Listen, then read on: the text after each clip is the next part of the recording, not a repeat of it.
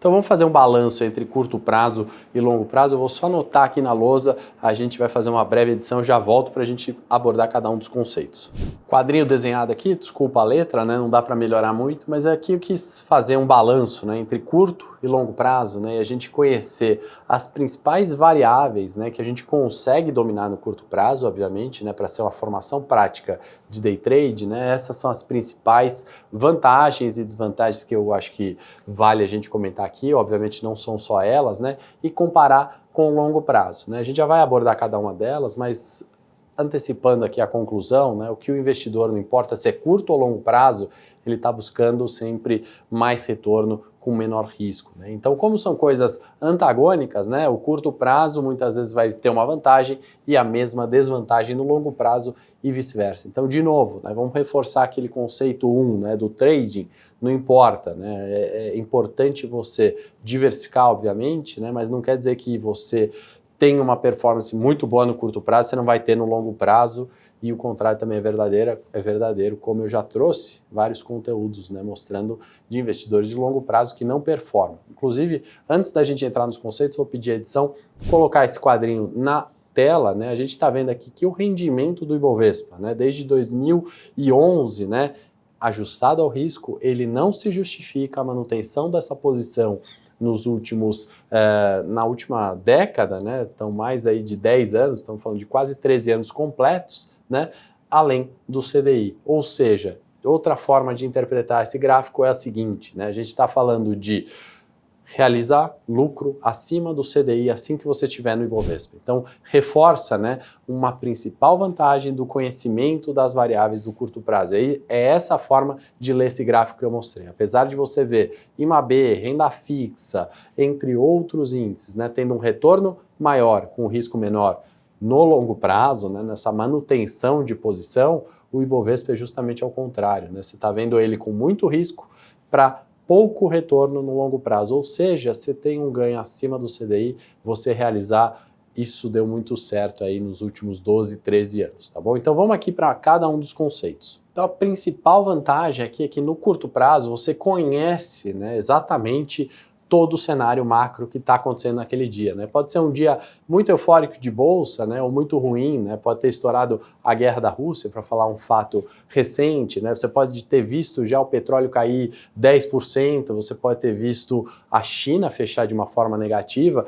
Então, as variáveis que impactam o preço daqueles ativos no curto prazo você tem muito mais conhecimento. No longo prazo isso é muito diferente, né? Você não sabe qual que vai ser a situação geopolítica daqui a 3 anos, 5 anos, 10 anos, né? Você não sabe exatamente qual é o preço do petróleo, qual que é a taxa de juros ou como que a China vai fechar o mês, sequer o ano, né? Então, é uma desvantagem do longo prazo, onde no curto prazo a gente conhece muito mais todas as variáveis. Então isso é uma ferramenta muito útil no day trade, conhecer tudo que está girando o mercado naquele dia. A gente vai falar também sobre isso mais para frente, porém o tempo joga contra, né? Você tem um prazo limite, né? Se você se propôs a fazer uma operação de curto prazo e mesmo tendo todo o conhecimento do que afetava o preço, né, você sabe que você tem 8 horas ali, né, úteis para encerrar aquela posição. Se você for um day trader de fato, né, não virar uma posição de swing trade, começar a flexibilizar o plano, né, e de fato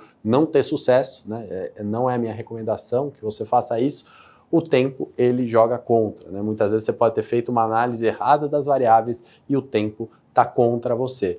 Já no longo prazo, obviamente, né, você não tem um limite, você tem o tempo para reavaliar se a queda daquela ação é uma oportunidade de fazer nova compra. Se a valorização, né, atingir o seu preço-alvo antes daquele tempo esperado, né, você tem todo o tempo do mundo no longo prazo para reavaliar a sua posição. No curto prazo, o fator positivo são as variáveis, né? Tem muito menos variáveis que você precisa medir para o curto prazo, né? Não me importa se eu estou negociando o índice futuro de Bovespa, né? Eu não estou tão ali ligado nas divulgações de resultado trimestrais do próximo trimestre das blue chips, né? Então, o número de variáveis que eu vou analisar no curto prazo certamente é limitado do que quando eu olho no longo prazo, né? No longo prazo, todos os resultados, além das notícias, além das perspectivas macro, acabam importando, então você precisa ter muito mais conhecimento, despender muito mais tempo para olhar todas as variáveis. Um fator importante, né, que o investidor de longo prazo esquece aqui, né, quando vai principalmente falar mal de estratégias de curto prazo, né? Inclusive eu tive um ano aqui, né, onde a inflação rodou a 10%, né, e eu tinha um cliente que ele fazia tanto a estratégia de curto prazo comigo como de longo prazo.